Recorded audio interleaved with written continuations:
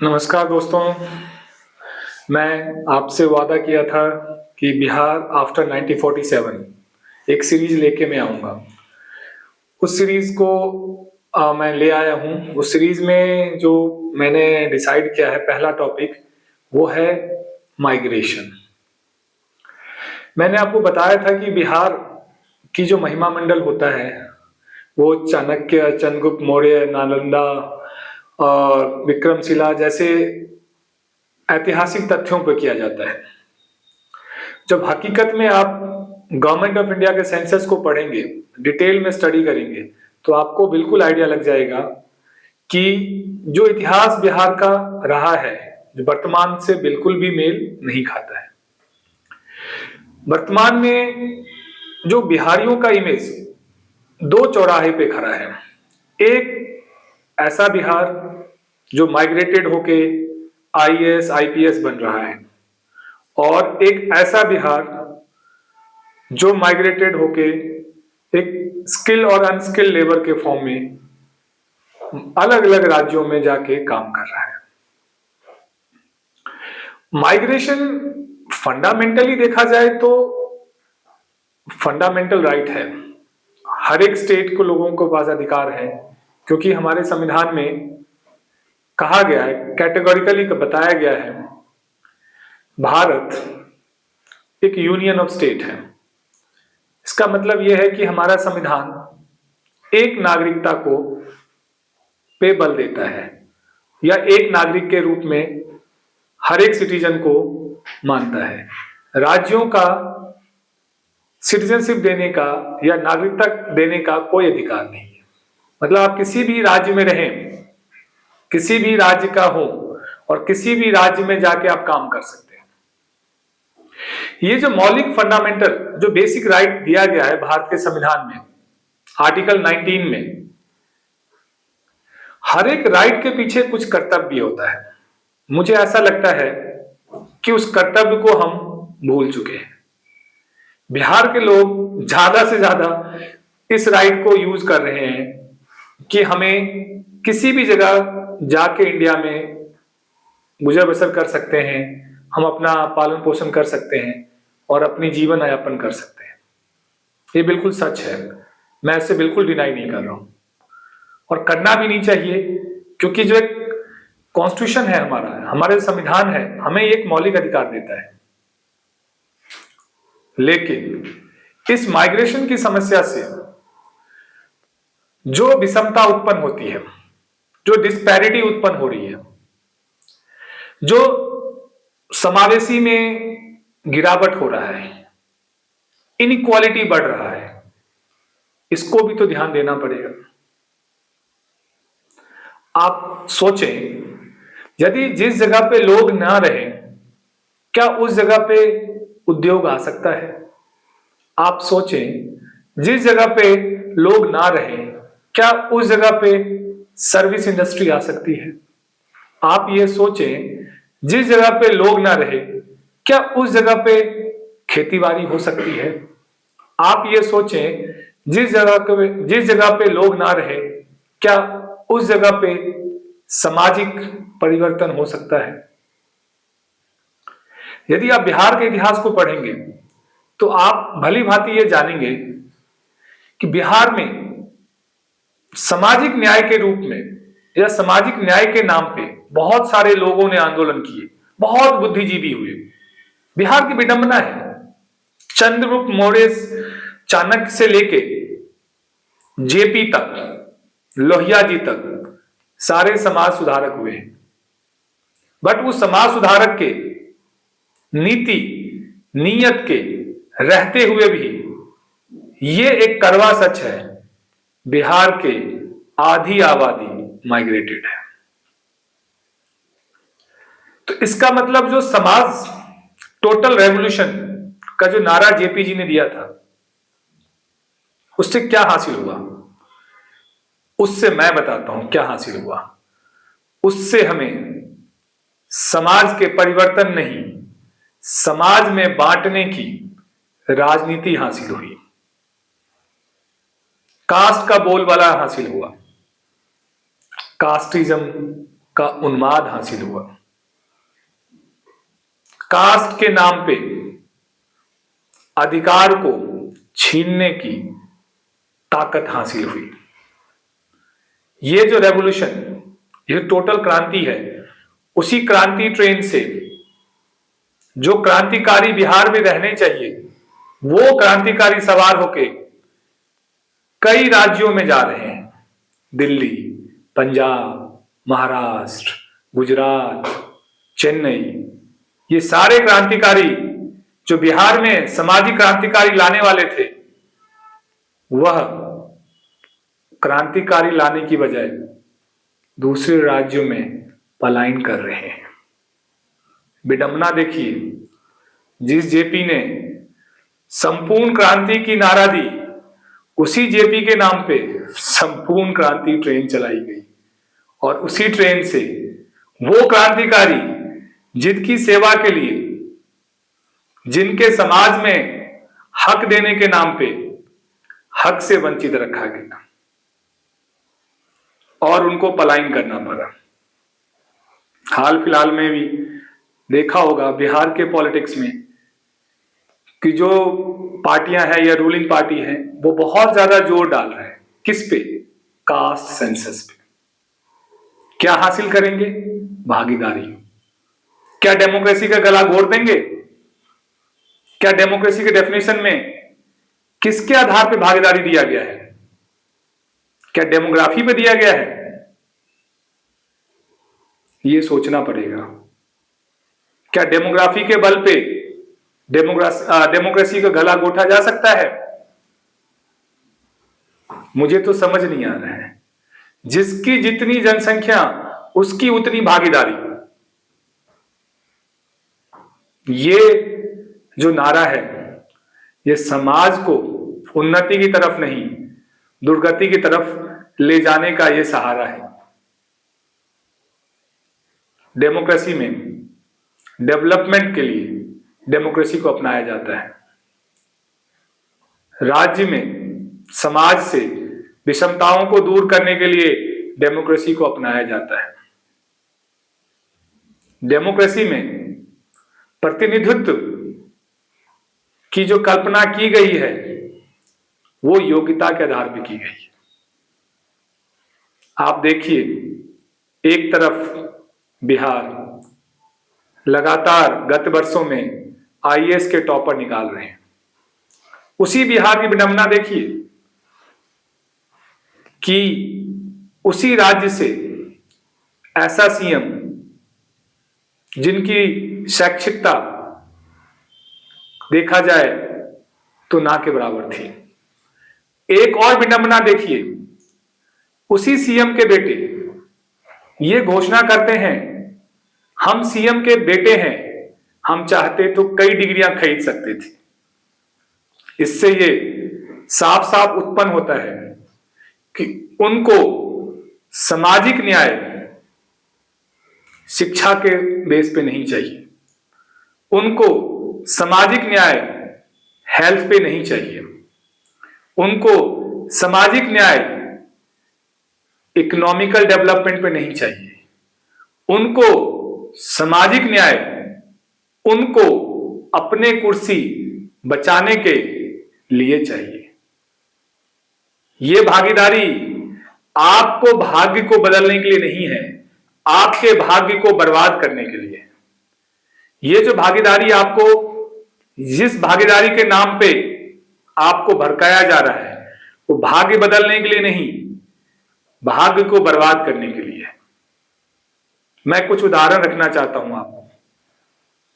मैंने जो कहा था बिहार आफ्टर 1947, उसमें मैं कुछ आंकड़ों के साथ इस विपत्ति को प्रकाश डालना चाहता हूं। आप गौर से सेंसस पढ़ेंगे, 1951 से लेकर 1961 तक करीब करीब 4% लोग क्या थे? माइग्रेटेड थे बिहार से। 90 देखा जाए तो 71 तक करीब करीब 2% लोग टोटल पॉपुलेशन के माइग्रेटेड थे। अब इसी बीच में सामाजिक न्याय के नारे बुलंद हुए, टोटल रेवोल्यूशन की बात हुई, लोहिया जी से जेपी तक और कर्पूरी ठाकुर जी तक सामाजिक अधिकार की बात उन्होंने बिहार के समाज के सामने रखा। हासिल क्या हुआ? 1981 से लेके 2001 तक 2.5 मिलियन बिहारी माइग्रेट कर गए। इसका मतलब यह है कितने? 25 लाख बिहारी बिहार से क्रांतिकारी की जगह, बनने की जगह, कार्य करने के लिए बिहार से दूर हो गए। उसमें क्या बेनिफिट हुआ मैं बताता हूं। टोटल पॉपुलेशन के देखा जाए करीब करीब 1.5 करोड़ फैमिली इस माइग्रेशन के कारण से प्रभावित हुए। उसके बाद मैं बताना चाहता हूं आपको 2001 से 2011 तक 9.3 मिलियन बिहारी बिहार से माइग्रेट हो गए। यदि आप बिहार का सेंसस देखें 2011 के आसपास करीब 11 करोड़ की पॉपुलेशन है, जिसमें से करीब करीब फैमिली में से कन्वर्ट किया जाए तो 5 करोड़ फैमिली इस माइग्रेशन के चपेट में आए, इससे प्रभावित हुए। इससे क्या हुआ? वहां क्या सामाजिक न्याय का बोलबाला रहा? क्या इस माइग्रेशन से वहां की सामाजिक बुनियादिक ढांचे में गिरावट नहीं आई? मैं बताना चाहता हूं एक और एग्जांपल से क्लियर करना चाहता हूं आपको। आप इस बात को ध्यान में रखें। सपोज करें एक बिहार के लोग दिल्ली आके 15,000 रुपए कमाते हैं और 15,000 कमाने के बाद वो वहां पे 4,000 रेंटदार मकान मालिक को देता है, 6,000 वो अपने खाने में लगाता है, 2,000 अपने वो ट्रैवलिंग में लगाता है और 3,000 अपनी सेविंग अपनी बूढ़े माँ बाप को बिहार भेजता है। वह बूढ़ा माँ बाप उस पैसे को कहां खर्च करते हैं? वही सामान खरीदते हैं जो इसी जगह से गया हुआ होता है। किस पे? सरसों का तेल, नमक। सरसों का तेल कहां से आया? राजस्थान से। नमक कहां से आया? गुजरात से। ऐसे ऐसे चीजों पे वो पैसा लगाते हैं और वो पैसा ड्रेन होके कहां जाता है?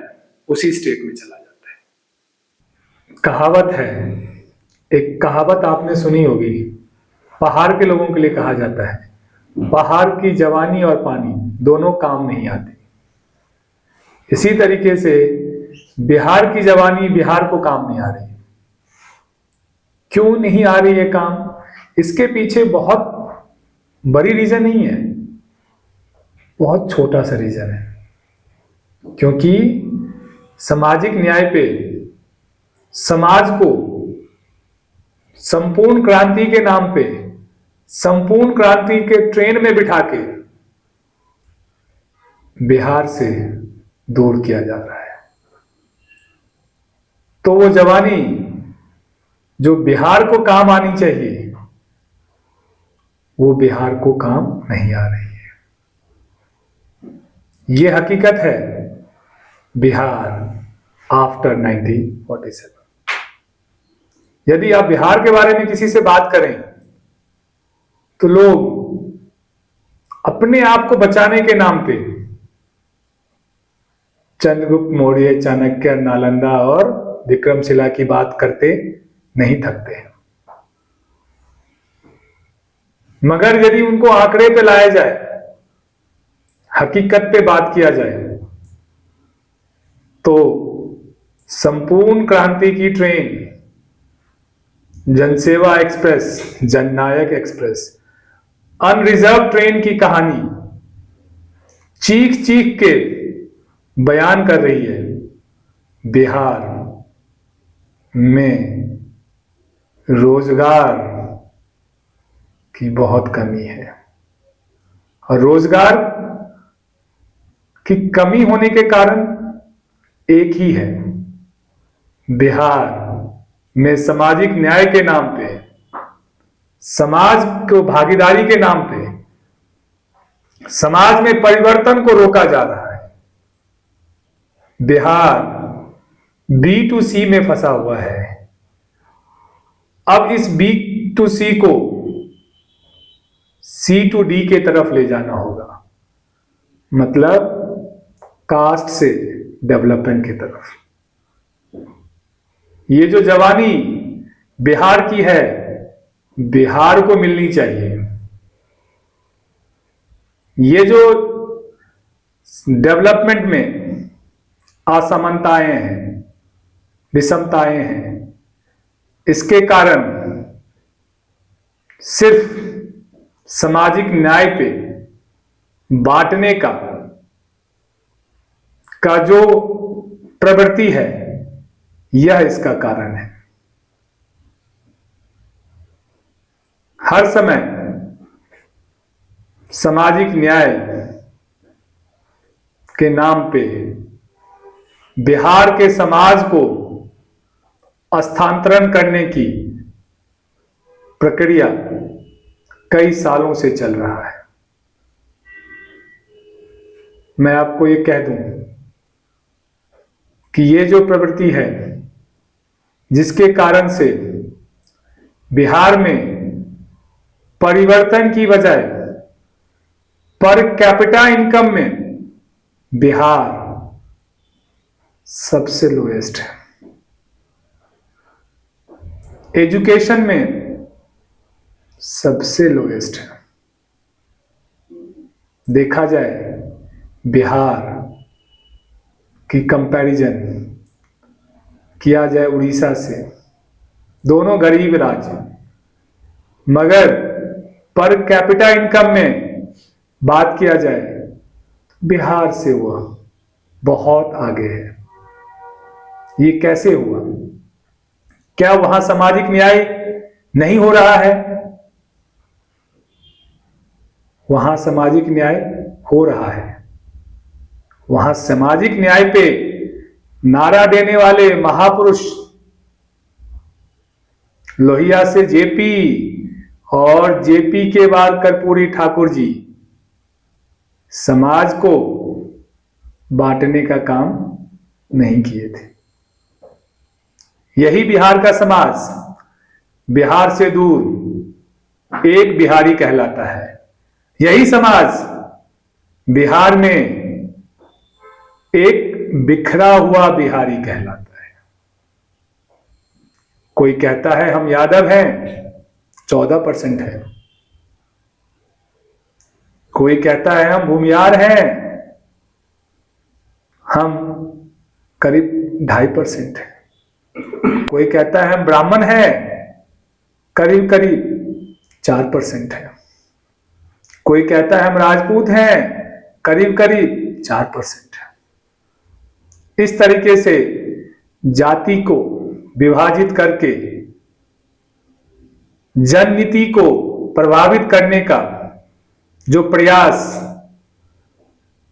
आफ्टर 1947 से किया जा रहा है, इसीलिए बिहार का इतिहास वर्तमान में समावेश नहीं कर पा रहा है। बिहार का इतिहास वर्तमान के साथ समावेश इसीलिए नहीं कर पा रहा है, वही बिहार कभी देश का राजधानी हुआ करता था। वही बिहार देश में माइग्रेशन पे सबसे अव्वल है, सबसे ऊंचा नंबर है यूपी के बाद। यह विडंबना इसलिए है क्योंकि हम सामाजिक न्याय के नाम पे समाज को एकजुट होने नहीं दे रहे हैं। और ये जब तक चलता रहेगा, बिहार से लाखों लोग जब ट्रेन में बैठ के वही संपूर्ण क्रांति की ट्रेन उनको अलग अलग राज्यों में लेके जाती है, तब उस डब्बे में बैठा हुआ हर एक बिहारी एक कहलाता है। वही बिहार, वही बिहारी जब अपने गांव में रहता है तो वो अनेक में बटा हुआ कहलाता है। इसका मतलब समाज में कोई बंटवारा नहीं है, विभाजन नहीं है। समाज के नाम पे जोड़ने की जो आंदोलन चलाए गए और वो जोड़ने के आंदोलन से जोड़ने वाले जो आए वो समाज को जोड़ा नहीं, उन्होंने खंड खंड खंड कर दिया समाज को। और इसी खंड खंड करने के बाद बिहार हाईएस्ट माइग्रेशन वाला स्टेट बना। आए दिन कोई भी उठ के आता है, बिहारी को कुछ भी कह के चला जाता है। चाहे हम कितना भी कह दें, highest IAS topper, IAS produce करने वाला स्टेट, कितना भी कह दें हम में बहुत हुनर है, गुणवान है, मगर सिक्के की वो पहलू भी है, हम माइग्रेशन में सबसे बड़े धनवान हैं। ये हकीकत इसलिए है कि भागीदारी के नाम पे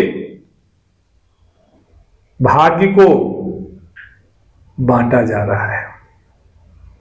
मैं आप सबको दोस्तों इसलिए ये सीरीज मैं लाया हूं, बिहार आफ्टर 1947, कि आप बिहार का इतिहास तो आप जानते हैं, वर्तमान में भी रह के देखें, सीखें कि वर्तमान में क्या इतिहास है, वर्तमान में क्या बिहार का प्रोग्रेस है। मैं चाहूंगा कि आप सीरीज से जुड़ें, उनको देखें और कोई भी सुझाव आपका हो उस सुझाव को हमें दें, और हमारी तरफ से कोई भी त्रुटि हो उसको बताएं, हम उस पर बहुत जल्दी अमल करेंगे। मैं कहना चाहूंगा एक बार फिर, बिहार क्या था, क्या है, इसमें फर्क करना आपको पड़ेगा। इसीलिए मैं आपके सामने लेके आया हूं Bihar after 1947। Thank you very much.